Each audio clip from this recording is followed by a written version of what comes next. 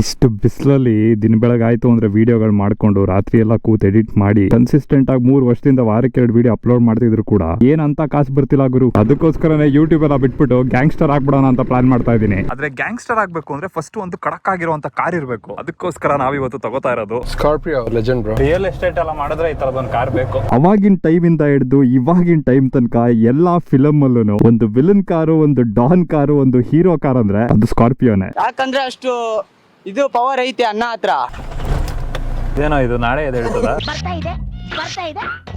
ನಮ್ಮ ದೇಶದ ಸಿನಿಮಾಗಳಲ್ಲಿ ಒಂದ್ ಟೈಮಲ್ಲಿ ಟಾಟಾ ಸುಮೋನ ಬ್ಲಾಸ್ಟ್ ಮಾಡ್ತಾ ಇದ್ರು. ಆದ್ರೆ 2002 ನಲ್ಲಿ ಈ ಕಾರ್ ಯಾವಾಗ ಬಂತು ಇದನ್ನ ಬ್ಲಾಸ್ಟ್ ಮಾಡಕ್ ಶುರು ಮಾಡಿದ್ರು. ನಮ್ಮ ದೇಶದಲ್ಲಿ ರೋಡ್ ಮೇಲೆ ಇರೋದಕ್ಕಿಂತ ಆಕಾಶದಲ್ಲೇ ಸ್ಕಾರ್ಪಿಯೋಗಳು ಜಾಸ್ತಿ ಇದ್ದು. ಆಡ್ತಾನೆ ಇರ್ತೀರಿ ನಾವು ಅಕ್ಕಿ ತರ. ನಮ್ ರೈ ಎಸ್ಟೇಟ್ ಇದು ನಿಮ್ ರೈ ಎಸ್ಟೇಟ್ಸೇನಾ? ಎಸ್. JCB ಬತ್ತೀವಿ ಆಮೇಲೆ ಬೈ ಹೋಗಿ ಊರ್ ಸೇರ್ಕೋಕಂಡ. ಈ ಕಾರ್ ಬರ್ತಾ ಇದ್ದಂಗೆನೆ best car of the year, best SUV of the year ಅಂತ ಸುಮಾರು ಅವಾರ್ಡ್ ಗಳನ್ನ ಗೆದ್ಬಿಡ್ತು. ಕಾಗೆ ಬಂಗಾರ ಹಾಕೋರು ಥಾರ್ ಓಡಿಸ್ತಾರೆ, ರಿಯಲ್ ಬಂಗಾರ ಹಾಕೋರು ಸ್ಕಾರ್ಪಿಯೋ ಓಡಿಸ್ತಾರೆ. ಒಂದು ಇಂಟ್ರೆಸ್ಟಿಂಗ್ ವಿಷಯ ಏನು ಅಂದ್ರೆ ಹೊಸ ಸ್ಕಾರ್ಪಿಯೋ ಏನ್ ಬಂದಿದೆ ಅದನ್ನ ಜನ ಅಷ್ಟು ಗುರ್ತಿಡಿಯೋದಿಲ್ಲ. ಆದ್ರೆ ಈ ಸ್ಕಾರ್ಪಿಯೋನ ಭಾರತದ ಪ್ರತಿಯೊಂದು ಮೂಲೆಗೆ ಎತ್ಕೊಂಡು ಹೋದ್ರು ಗುರ್ತಿಡಿತಾರೆ. ಪ್ರೀತಿ, ಪ್ರೋತ್ಸಾಹ, ಬೆಂಬಲ ಹಿಂಗೆ ಇರ್ಲಿಚ್ಚಿನ ಸ್ಕಾರ್ಪಿಯೋ ಓಡಿಸಿ ಫುಲ್ ಬಾಡಿಯಿಂದೆಲ್ಲ ನೀರು ಇಳಿತಿದೆ. ಟಿಪಿಕಲ್ ಕನ್ನಡಿಗ ಅಂತ ಇದೆ ನೋಡಿ.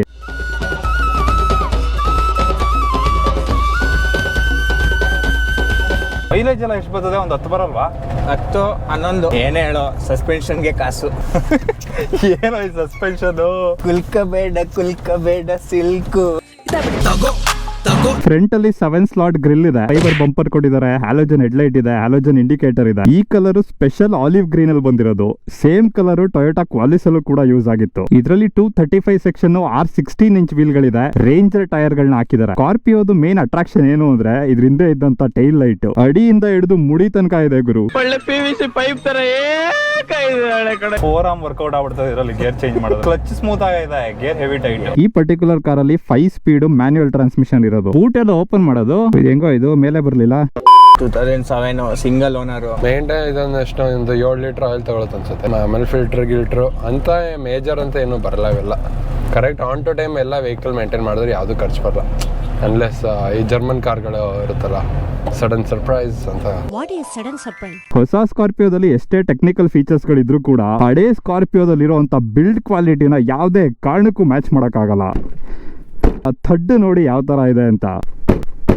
ಬಾಡಿ ರೋಲ್ ಏನು ಅಂತ ಮೋಸ್ಟ್ಲಿ ಸೈಂಟಿಸ್ಟ್ ಗಳು ಕಂಡಿಡ್ದಿದ್ದು ಈ ಕಾರಿಂದ ಅನ್ಸುತ್ತೆ. ದುಡ್ಗೋಸ್ಕರ ಕಿಡ್ನಾಪ್ ಮಾಡಕ್ಕೆ ಓಮ್ನಿ ತಗೋತಾರೆ, ನಿಜ ಬಾಯ್ ಬಿಡ್ಸಕ್ಕೆ ಕಿಡ್ನಾಪ್ ಮಾಡಕ್ಕೆ ಸ್ಕಾರ್ಪಿಯೋ ತಗೋತಾರೆ. ಹಿಂದ್ಗಡೆ ಡಿಕ್ಕಿ ಹಾಕ ಹೊಂಟೋದ್ರೆ ಈ ಕಾರಲ್ಲಿ ಎಂತವನಾದ್ರೂ ಬಾಯ್ ಬಿಟ್ಬಿಡ್ತಾನೆ.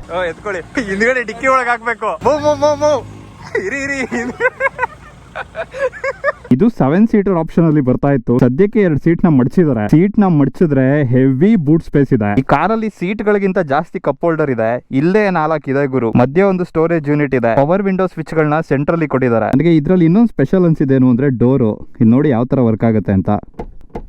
ಮಹೇಂದ್ರ ಕಾರಲ್ಲಿ ಡೋರ್ ಗಳನ್ನ ಮಾತ್ರ ಕೈ ಸುಟ್ಟೋಯ್ತು ಗುರು. ನನಗೆ ಬಹಳ ಸಂತೋಷ ಆಯ್ತು, ಅವತ್ತು ಬಹಳ ಸಂತೋಷ ಆಯ್ತು. ಆ ಟರ್ಬೋ ಓಪನ್ ಆಗ್ತಿದ್ರೆ ಒಂಥರ ಮಜಾ ಅದು.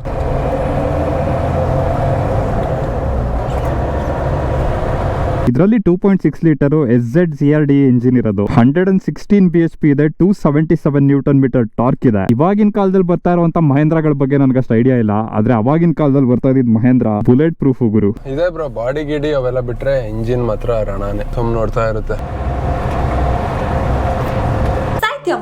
ಟೀನೇಜ್ ಅಲ್ಲಿ ಇಷ್ಟೊಂದು ಕಂಟ್ರೋಲ್ ತಪ್ಪಿರಲ್ಲ, ಅಷ್ಟೊಂದು ಕಂಟ್ರೋಲ್ ತಪ್ತಾ ಇದೆ ಈ ಕಾರು. ಅದಕ್ಕೆ ಇದನ್ನ ಯೂಸ್ ಮಾಡ್ತಾ ಇದ್ದಿದ್ ಕಣ ಪಲ್ಟಿ ಓಡಿಸಕ್ಕೆ. ಎಕ್ಸ್ಟ್ರಾ ಎಫರ್ಟ್ಸ್ ಬೇಡ, ಸುಮ್ನೆ ತಿರ್ಸ್ಬಿಟ್ರೆ.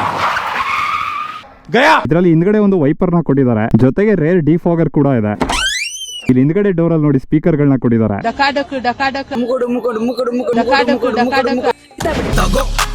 ಮುಂದ್ಗಡೆ ಒಂದು ಹುಡ್ ಸ್ಕೂಪ್ ಕೊಟ್ಟಿದ್ದಾರೆ. ಇದರಲ್ಲಿ ಸೈಡ್ ಸ್ಟೆಪ್ ಬೋರ್ಡ್ ಸ್ಟಾಕ್ ಅಲ್ಲೇ ಬರ್ತಾ ಇತ್ತು. ಇಲ್ಲಿ ಪವರ್ ವಿಂಡೋ ಸ್ವಿಚ್ ಇದೆ, ಬಾಟಲ್ ಹೋಲ್ಡರ್ ಇದೆ. ಇದೇನ್ ಫೋನ್ ಹೋಲ್ಡರಾ? ಇಲ್ಲ, ಹೆಡ್ಜ್ ಮಾಡೋದು ಹೆಂಗೋ ಇದು. ಹಿಂದ್ಗಡೆ ಬರ್ಲಿ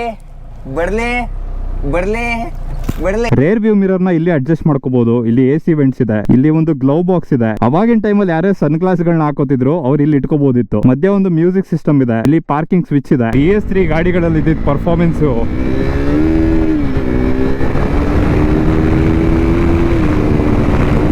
ಈ BS6 ಅಲ್ಲಿ ಯಾವುದೇ ಕಾರಣಕ್ಕೂ ಸಿಗಲ್ಲ ಗುರು. ನಾವು ಮ್ಯಾನುಫ್ಯಾಕ್ಚರರ್ಸ್ ನ, ಕಾರ್ ಕಂಪ್ನಿಗಳನ್ನ, ಗಾಡಿ ಕಂಪ್ನಿಗಳನ್ನ ಬ್ಲೇಮ್ ಮಾಡ್ತೀವಿ ಪವರ್ ನ ಕಮ್ಮಿ ಮಾಡ್ತಾ ಇದಾರೆ ಅಂತ. ಆದ್ರೆ ನಮ್ಮ ಗವರ್ಮೆಂಟ್ ನಾರ್ಮ್ಸ್ ಗಾಡಿಗಳನ್ನ ನರ ಕಟ್ ಮಾಡ್ತಾ ಇದೆ. ಮೇಜರ್ ಬಂದು ಎಲ್ಲ ಎಮಿಷನ್ ನಾರ್ಮ್ಸ್ಗೆ ಆಫ್ಟರ್ ಎಕ್ಸಾಸ್ಟ್ ಟ್ರೀಟ್ಮೆಂಟ್ ಅಲ್ಲಿ ಬರುತ್ತೆ. ಅದು ಮ್ಯಾನುಫ್ಯಾಕ್ಚರರ್ಸ್ ಗೆ ತುಂಬಾ ಚಾಲೆಂಜಸ್ ಬರುತ್ತೆ ಬ್ರೋ. ಗವರ್ಮೆಂಟ್ ಅವರು ರೆಗ್ಯುಲೇಷನ್ಸ್ ಹಾಕಿ ಬಿಟ್ಬಿಡ್ತಾರೆ. ಆಮೇಲೆ BS5 ಸ್ಕಿಪ್ಪೇ ಮಾಡ್ಬಿಟ್ರು. BS6 ಅಲ್ಲಿ ಇಷ್ಟಿಷ್ಟು ಆಡ್ ಬ್ಲೂ ಮ್ಯಾಂಡೇಟರಿ ಅದು ಇದು ಮಾಡ್ತಾರೆ. ಮ್ಯಾನುಫ್ಯಾಕ್ಚರ್ಸ್ ವಿಧಿ ಇಲ್ಲ, ಗಾಡಿ ಸೇಲ್ ಮಾಡಲೇಬೇಕು. ಗೌರ್ಮೆಂಟ್ ಬಸ್ಗಳು, ಗೌರ್ಮೆಂಟ್ ವೆಹಿಕಲ್ ಗಳೇ ಹೊಗೆ ಬಿಡ್ತಿದೆ. ಇದಕ್ಕೆ ಏನು ಸೆನ್ಸರ್ ಇಲ್ಲ, ಕ್ಯಾಮ್ರಾ ಇಲ್ಲ. ಕಾರಲ್ಲೂ ಸೆನ್ಸರ್ ಇಲ್ಲ, ಕಾರ್ ಓಡಿಸೋರ್ಗೂ ಸೆನ್ಸರ್ ಇಲ್ಲ. A certificate direct. ಇಲ್ಲಿ ಜಿಪ್ ಬಿಚ್ಚಿದ್ರೆ ಎ ಸರ್ಟಿಫಿಕೇಟ್ ಡೈರೆಕ್ಟ್. ಒಳಗಡೆ ಮ್ಯಾಗ್ಝಿನ್ ಹೋಲ್ಡರ್ ಇದೆ, ರೇರ್ AC ಇದೆ, ಸೀಟ್ ಹೆವಿ ಕಂಫರ್ಟಬಲ್ ಆಗಿದೆ, ಸ್ಪೇಸ್ ಮಾತ್ರ ನೆಕ್ಸ್ಟ್ ಲೆವೆಲ್ ಅಲ್ಲಿ ಇದೆ, ಹೆಡ್ ರೂಮ್ ಕ್ರೇಜಿ ಆಗಿದೆ. ಇದರಲ್ಲಿ ಮುಂದ್ಗಡೆ ಕೂತ್ಕೊಳ್ಳೋರ್ಗೆ ಕ್ಯಾಪ್ಟನ್ ಸೀಟ್ ಗಳನ್ನ ಕೊಟ್ಟಿದ್ದಾರೆ. ಇದನ್ನೆಲ್ಲ ಓಡಿಸ್ಬಿಟ್ರೆ ನಮ್ ಜನ ಹೊಸ ಕಾರ್ಗಳಿಗೆ ದುಡ್ಡು ಹಾಕದೆ ಬಿಟ್ಬಿಡ್ತಾರೆ. ಏಡಾಸ್ ಗೀಡಾಸ್ ಅನ್ಕೊಂಡು ಹೋಗ್ತಾ ಇದಾರೆ. ಏಡಾಸ್ ಇಂದಾನೆ ಇನ್ನೂ ಜಾಸ್ತಿ ಆಕ್ಸಿಡೆಂಟ್ ಆಗ್ತಾ ಇರೋದು. ಯಾಕೆಂದ್ರೆ ಏಡಾಸ್ ಇದೆಲ್ಲ ಬಿಡು ಅಂತ ಕಾರ್ ಓಡ್ಸಕ್ ಬರ್ದೇ ಇರೋರೆಲ್ಲ ಕಾರ್ಗಳು ತಗೋತಾವ್ರೆ.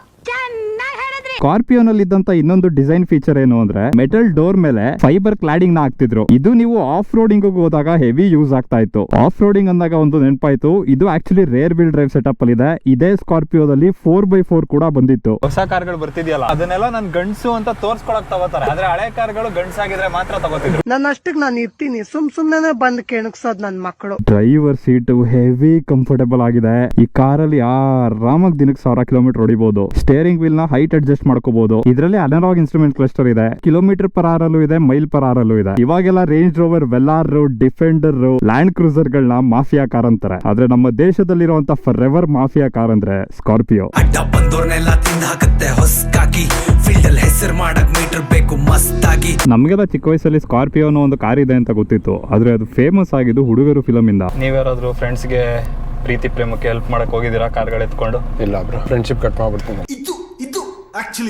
ಈ 3 ಜನ 3 ಬಾಡಿ ಒಂದು ಆತ್ಮ ಥರ ಫ್ರೆಂಡ್ಸು.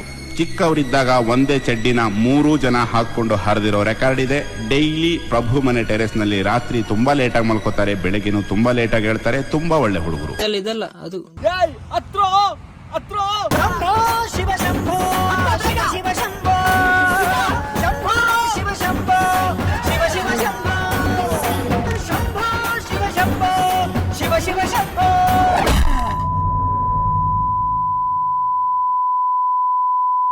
ಕಾರ್ ಕೊಟ್ಟು ಎಷ್ಟು ದಿವಸ ಆಯ್ತ್ರಿ? ರಿಪೇರಿ ಮಾಡ್ಕೊಡ್ತೀನಿ ಬಿಡಿ, ಏನ್ ಮಾಡ್ತಾ ಇದೀರಾ? ನನಗೆ ಓಡಾಡಕ್ ಕಾರಿಲ್ಲ. ನಾನ್ ಕಾರ್ ತಗೊಂಡು 20 ಲಕ್ಷ ಕೊಟ್ಟು ಬಸ್ಸಲ್ಲಿ ಓಡಾಡ, ಅಲ್ಲಿ ಜಾಸ್ತಿ ಮರ್ಯಾದೆ ಇಲ್ವಾ ನಿಮ್ಗೆ? ನೀನ್ ಏನಾದ್ರೂ ಬೈಕೋ, ನನ್ಗೆ ಏನು ಕೇಳಲ್ಲ. RD 350 ನ ಒಂದು ಟೈಮಲ್ಲಿ ವಿಡೋ ಮೇಕರ್ ಅಂತ ಇದ್ರು. ಅದಾದ್ಮೇಲೆ ನಮ್ಮ ಇಂಡಿಯಾದಲ್ಲಿ ಅಂತ ಹುಚ್ಚು ಕುದುರೆಗಳು ಯಾವ್ದು ಬಂದಿರಲಿಲ್ಲ. ಆದ್ರೆ 2013 ಅಲ್ಲಿ ನಮ್ಮ ದೇಶಕ್ಕೆ ಇನ್ನೊಂದು ಡೆತ್ ಮಷೀನ್ ಬಂತು.